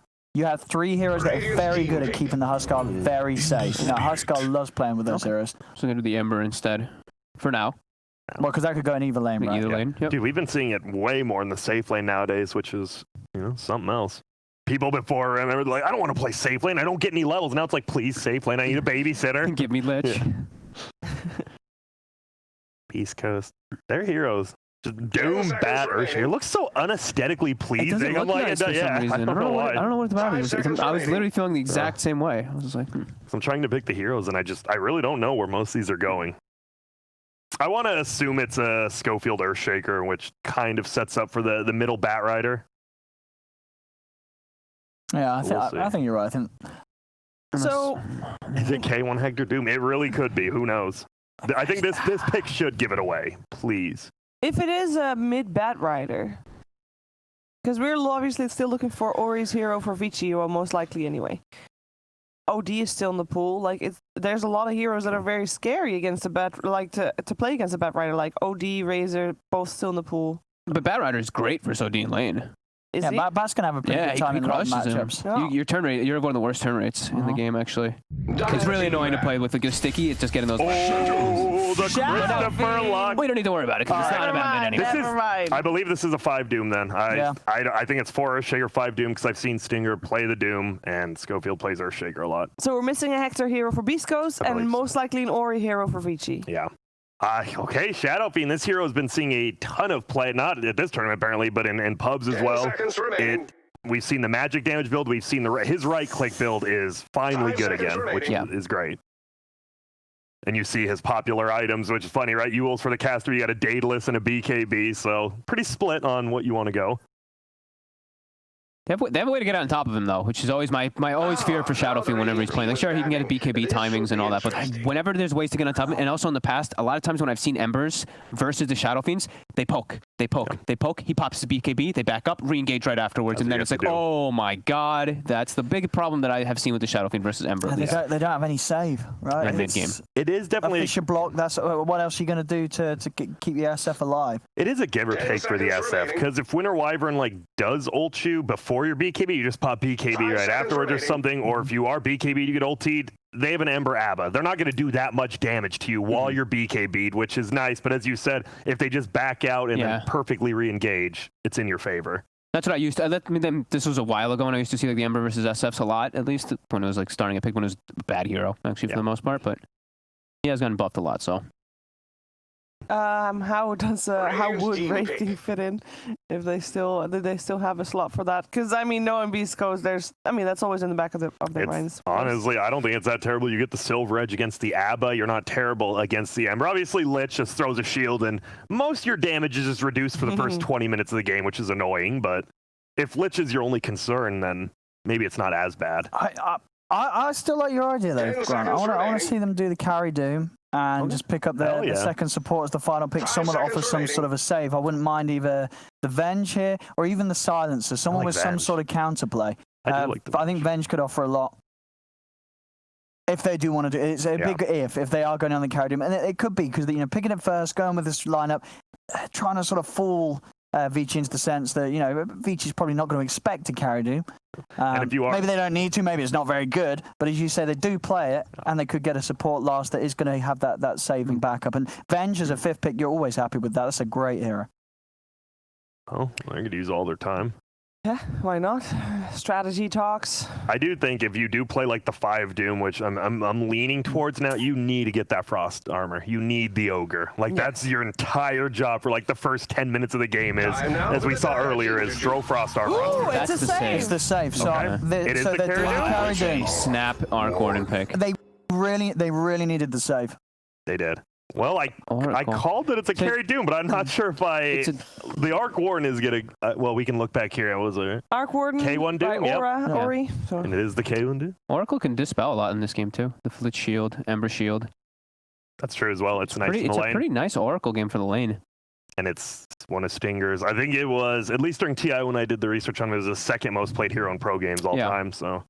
I think it's good from Beast Coast. I like the couple that they did do, the carry Doom. I think Oracle's going to be able to make a lot of plays. You have these heroes that are going to be able to get in and on top, and people that are going to be able to get in the bubble. You get like the Ags on the Shaker, you got the Bat with the Firefly. You're going to be able to mess with this Arc Warden in the mid game. I know it's a very confident pick from VICI Gaming with that last pick, but I think you can trust in so that Beast Coast magic to have a really good shot of the match this game, especially like getting heroes like the SF. This is a hero that Chris Luck is incredibly strong in. The SFs, his TAs, these are heroes that he can carry on, in a way that the Doom might not be able to do so. Doom's going to do it in a different sense. You have we that more gotta be traditional quick hero. here. First blood. It's going to go game 3. Beast Coast looked pretty hot game 1. They've gone for something really good their style here. I'll go with it. Bat Rider good versus Arc, I think. Shadowfiend down. I mean, I'm still just gonna go VICI. I think Ember is gonna be able to take over the game, but I do think there's definitely a chance for Beast Coast. It will be a close one again, I think. Don't forget to vote for your MVP during the game. Should be a good one, so stick around for Cap and Kyle.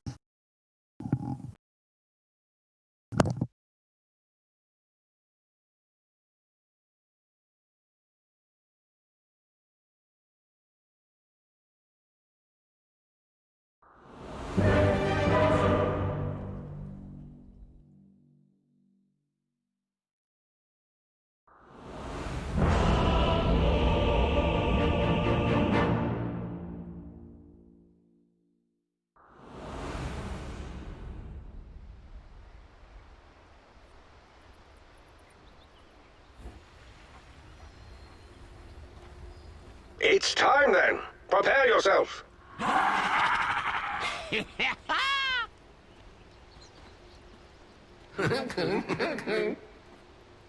want to die.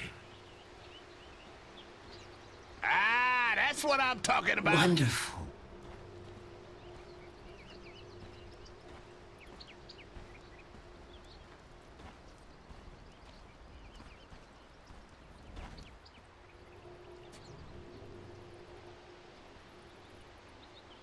Some of our panelists have faith in the safe lane Doom. Do you have faith in the safe lane Doom, Kyle? Yes, but also no. Complex. Yeah, it's not ideal, I would say, specifically just because it's Beast Coast. What's good about it? What are the parts that make you say yes? I want to believe, Kyle. I like Fox Mulder. I like Doom as just a hero concept. I also love he's already got the Radiance queued up. It's the same item build. The upgraded boots, the Glove of Haste, the Radiance.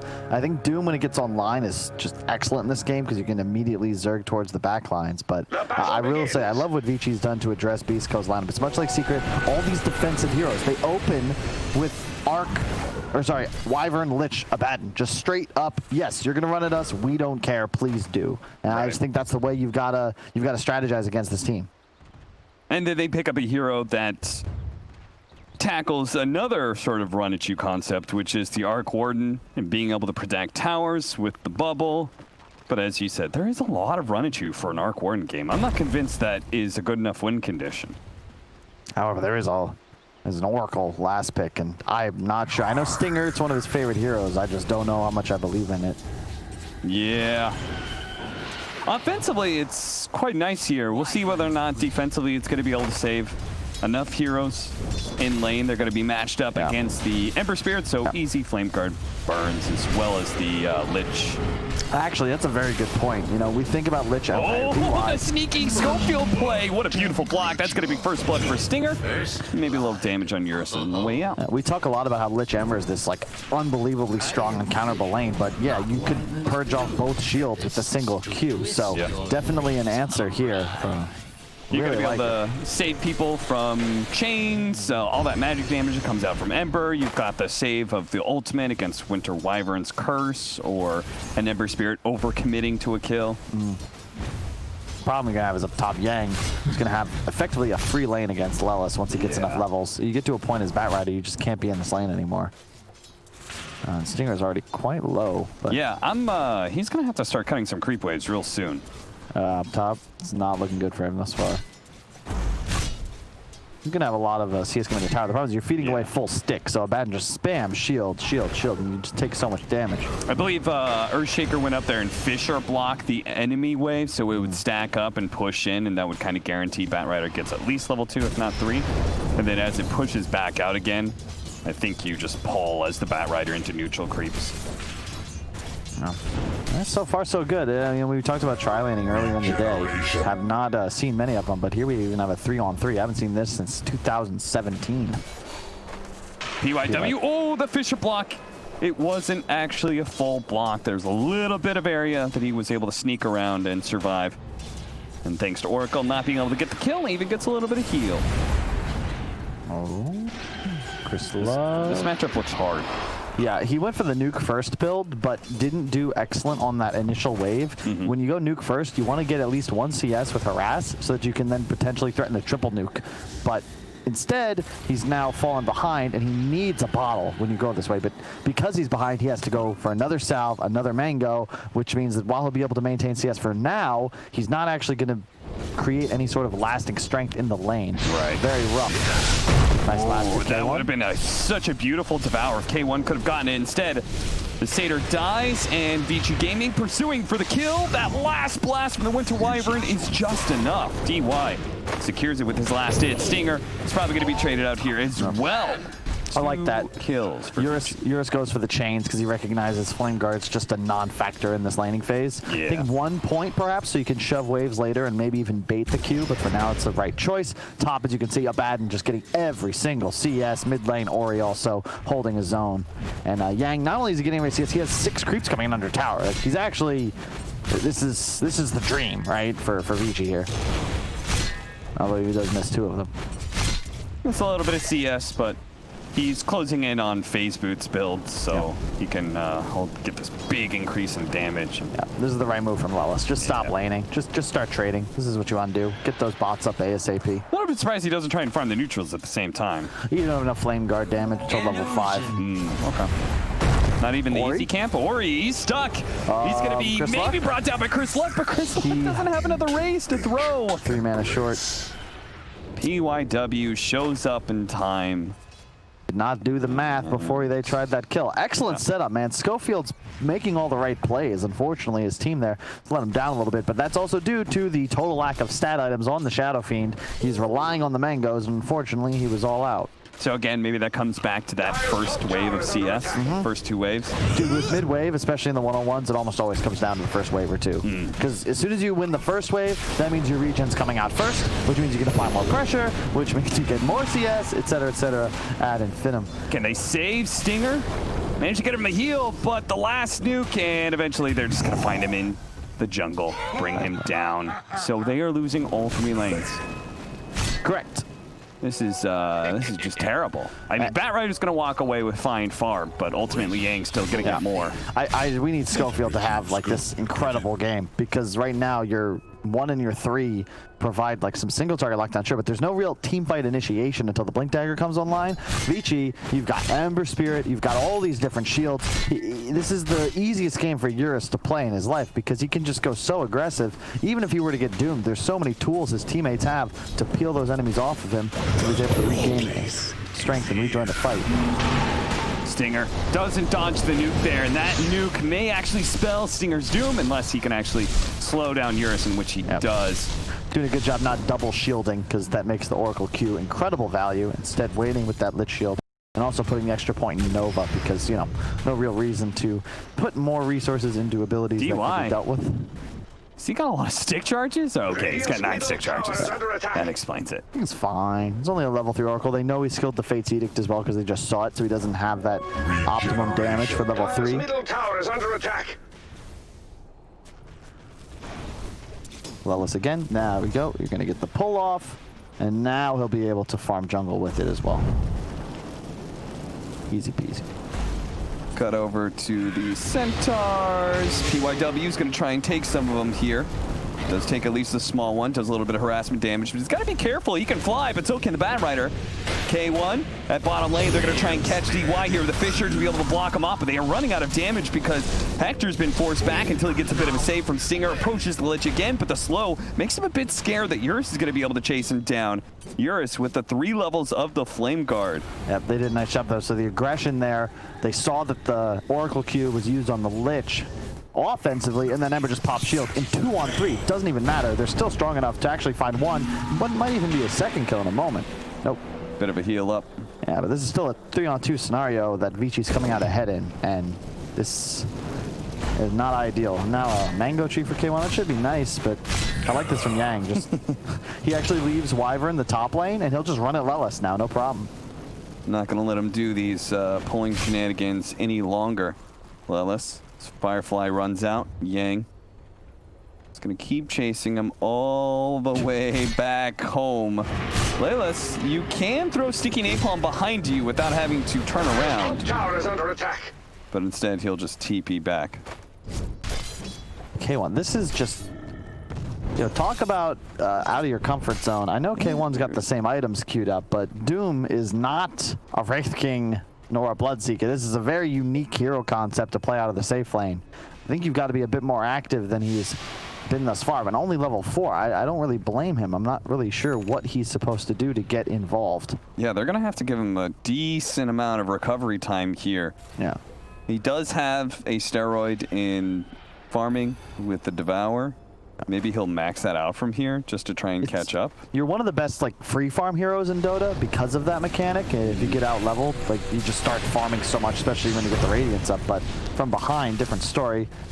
DY done. DY taking a lot of Scorched Earth damage, but the heal is also going off from the Purifying Flames, and that counteracts the damage over time from the Doom.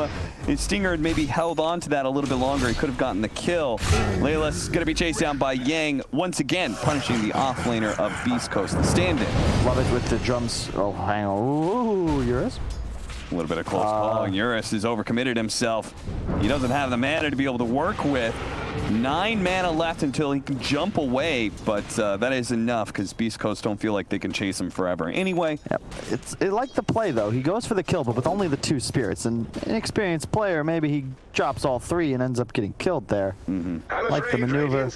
And I like what Yang has done as well. You just rush the drums. You're already the strongest hero on the map. Don't go for something greedy or weird. Just get drums. Just easy stats. Allows you to chase down the Bat Rider, get more involved, and mobility does seem to be the name of the game thus far in the tournament. So slow down. CRISOL does have the illusion. It's a great way to counteract the Q of the Arc Warden. But Layla still hasn't found a solution to Yang with those phase boots and soon to be drums. I'm not sure there is a solution. I mean, can they?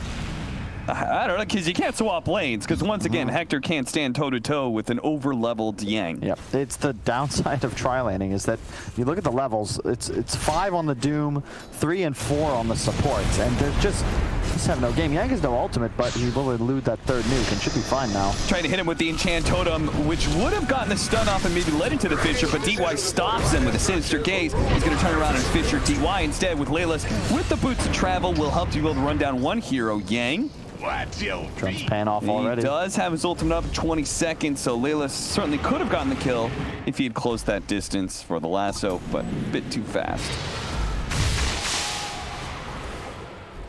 2-7, 2,000 net worth lead for VICI Games. Once again, have a great laning phase, and once again, K1 Hector under assault, early standing with the tornado.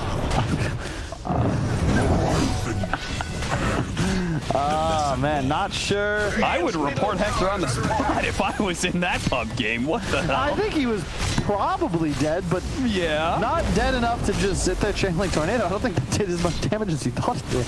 And now it's an easy rotate towards the catapult wave with this Abaddon. Layla's, he should live through that, no problem. But the bigger problem is he's been pushed away from his mid-tier 1 tower, and Arc Warden has taken your mid-tower at 11 minutes in, and that is really scary because this hero takes advantage of Lost Tower very nicely, much like a Naga Siren or any big split pusher. And the whole team does, to be honest. You've now got Arc Warden that can shove lanes freely. You're going to go straight towards bottom with the Abaddon, so you'll probably take that tier 1 as well, because there's just no way Beast Coast team fight you right now. You'll have an Ember Spirit and Arc Warden shoving lanes constantly with 2 defensive supports. And Wyvern, arguably the best lane pusher in Dota from the support position. That also has the luxury of being able to fly away, though right here I don't think that'll save him. Well, Winter's Curse does buy him a little bit of time. He tries to walk back into it, daring Schofield to run into that radius. They're going to keep on that stun with the Fissure, but PYW is very tanky, 1100 HP. Nice save there from Stinger. That Fate's Edict blocking the damage on a Schofield. What's the Arc Warden Q called again? Sparkwraith. No, Sparkwraith is the E. Flux, thank you. That's another thing you can remove with the Dispel of Oracle. Yep. I just fear for him because it's like, yeah, it deals with single target stuff, but it doesn't really offer much team fighting. And yeah, I'm sure you could save someone. The SF gets gone on as an example, but there's no one that's really that turret of damage. Oh, that would have been a really good kill if they could have gotten him, but Lilis is here by himself. It's actually VICI Gaming, or here in mass, 3 heroes to be able to bring him down. At the same time, PYW does get caught at top, and maybe that can allow Beast Coast to take that top lane. See, I mean, VICI Gaming could rotate if they wanted to, honestly. PYW, he gives his life, but he keeps the tower alive for another 2 to 3 minutes. Definitely worth when you consider that bottom lane, not only did Yang get the tier 1 already, but now he's got a wave at the tier 2. You're going to force rotations down, and the Arc Warden Ember Spirit still just continuing to farm up. Well, if they don't force rotations, Yang will take that tower very quickly. Maxed out Curse. No laughing matter. For a hero that can really just keep hitting the tower, even as heroes rotate, because he knows he's got that ultimate. Laylis standing behind him, cut some creeps, hoping to be able to bring up that backdoor protection on the tier 2. Because Beast Coast really, really do not want to go bottom, it seems, with any of their important cores. SF wants to stick it out in the top lane so he can continue to farm some neutrals. It looks like they're going after Dire's middle tower. That's all about comfort zone. Right now, VICI, they're playing the same Dota they've been playing all day. Beast Coast, not necessarily lost, but again, I look at Hector's net worth. When I him on top of the charts, I know they got a shot. Whenever he's not in first, I'm worried, especially when he gets all the way down to 5th. Chris Luck has the Yules. He's trying to go for that more playmaker SF style, but it's just so difficult. What target? You can't kill an Ember Spirit, can't kill the Abaddon, and Yang is actually just... Chris Luck, wake up! Wake up! Hello? Okay, Yules and TP away. Guess he really wanted that golem, huh? I think he was shopping at the time. I gotta imagine he did not, Chris Luck was gonna make a heck. Oh no. Lois, you're shopping too. Well, he's not gonna be picking up that Blink Dagger while he's shopping, because he is still 700 gold short. Pipe is almost done for Yang. That'll cancel out a lot of the Beast Coast damage. There's just lots and lots of magic in the first 25 minutes.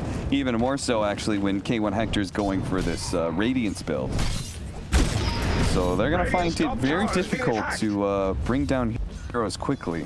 I mean, he's certainly farming, though, considering how poor the start was. This Doom already closing in on the Relic. I just don't know how you team fight. This is our Arc Warden's build, by the way. He did not go greedy at all.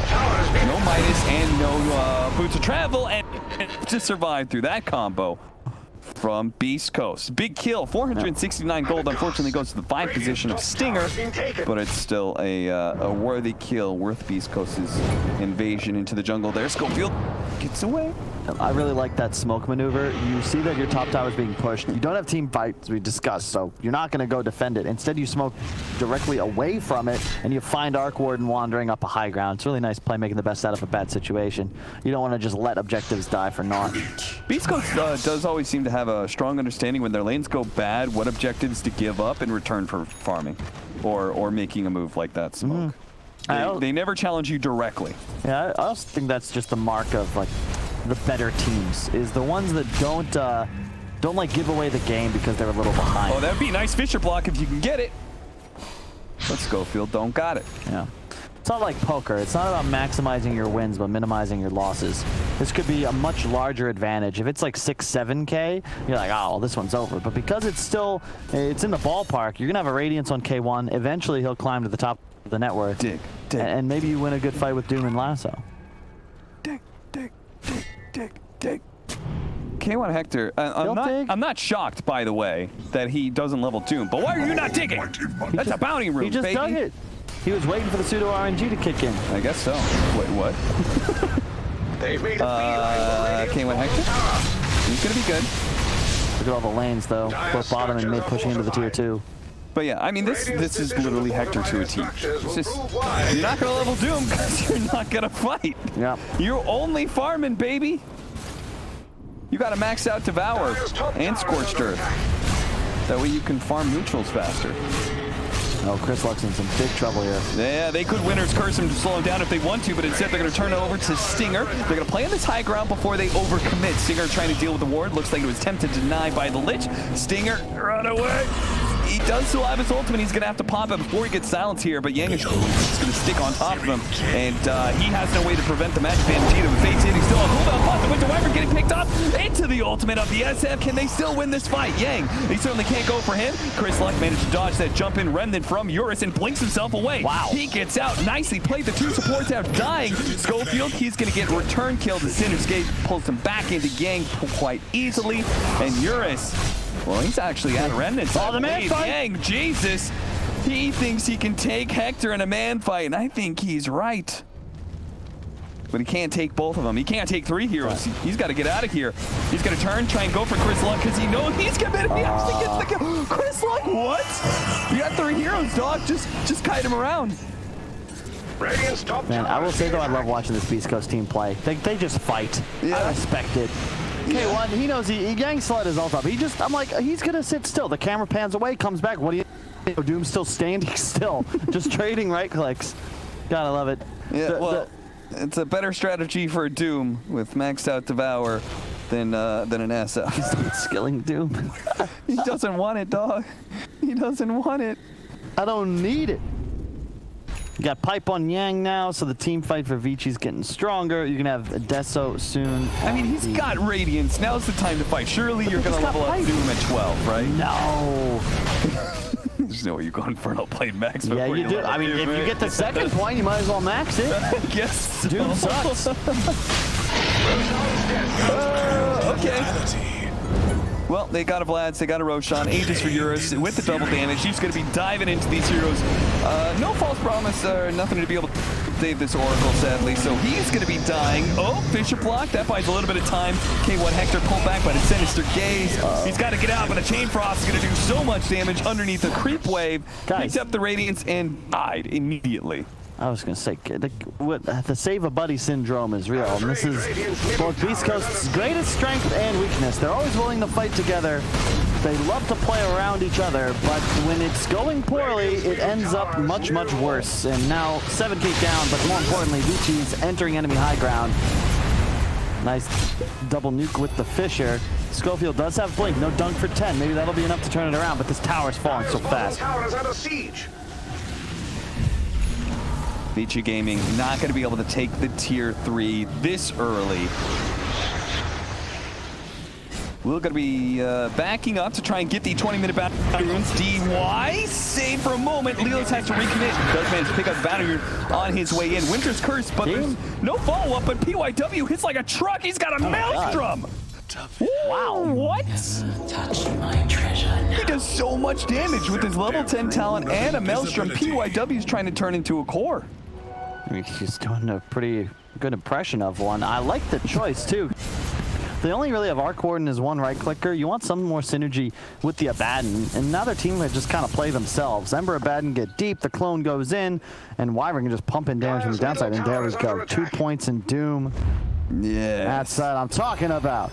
Unfortunately, there's 3 enemy heroes all in top place. The net worth and the smoke's gonna pop. I tried to go for an Echo Slam jump, but instead is only gonna be found by the Tempest double. Eurus, oh, okay, they do manage to get the Yules into the SF ultimate. Triple raise on out. Ori's still alive. He turns around and kills both of them. Oh, look, if he got the dunk off, that almost certainly would have been a kill. But unfortunately... Stinger, he's probably gonna get caught here as well. He does have his ultimate, but it's a long way back to base. And if he does use it, it just means he's going to have it off cooldown for a long time. I don't think you're going to survive. We'll see. Maybe Lelis can bump them off of Stinger's ass, but he's just not going to heal enough. He's stuck. That's a tower. That is indeed going to be at least a tower. VICI Gaming may just keep going after all. They've got plenty of room to maneuver. They've got the Doom silenced up. Eurus taking a lot of damage, but if they can actually finish off the Doom, it'll be well worth it for an Aegis. Winter's Curse on the side. Locked down. Can they actually bring down this Bat Rider? They'll be able to get the silence to the slowdown. The 2 slows onto the Bat Rider. Make short work of it. Oh, Schofield. Oh, the 3-man Echo Slam. He's going to be able to jump in, but it's just not quite enough damage. Chris Luck needs to be able to hit some races, but DY, look into my eyes. He pulls him back in, does manage to get the kill, but he'll Scepter onto himself. The Spark Ray instantly gets that kill. The Oracle still lives him out throughout all of this, but eventually he's going to be dying. Mass buybacks coming out from Beast Coast. Yeah, gets him with the Mist Coil. Jump back in. Chris Luck, 1, 2, 3, but 2 swing and misses there. They just die back to back to back as Chris Luck and the rest of the boys are out of buybacks now. The mid lane of Barracks is going to fall, and VICI Gaming, they go for 2. They go for tier 4s. I don't know, because they've got 60 seconds until Chris Luck is alive again. Ori wasn't even there for the first 20 seconds of the fight, shows up, immediately claims an ultra kill. Like, there's just no way to fight. You can see Beast Coast, that's a great initiation from Schofield. Chris Luck didn't have the ability to get the ulti off, but there's just too much. They're too tanky, and there's too much threat. Beast Coast have no real way of engaging, and again, their team fight's just not there. Eurus saying, sit the hell down, Beast Coast. I want to end this game right now. Picks up a Desolator. Helps their pushing power a little bit more. 30 seconds till Chris Luck is back up. But Beast Coast can't even approach, man. Hector, he's completely neutered. He cannot step to 1 Arc Ward, let alone 2. It's VICI Gaming. Affirmative. It's not looking good, Cap. No, I would say that is some expert analysis. A 19k gold lead for VICI Gaming. 2 lanes of Barracks up by 23 minutes. And I know it's worked in the past, but I'm not sure. Oh! Schofield, 2 men stunned with the Enchanted Winter's Curse to be able to reset onto the Doom. And VICI Gaming, just look at the swarm of heroes on top of them. That's going to be 3 dead almost instantly from Beast Coast. Only the Doom survives for a while because of Sting's help. But Stinger, he says this game is usually over. GG is the call. I know he's good at it, but I'm not sure you can just pick strength heroes, put them in the safe lane, and buy Phase Boots, Glove of Face Radiance. I think there might need to be a little more there. Yeah. It's a formula that worked for TI. This is the formula.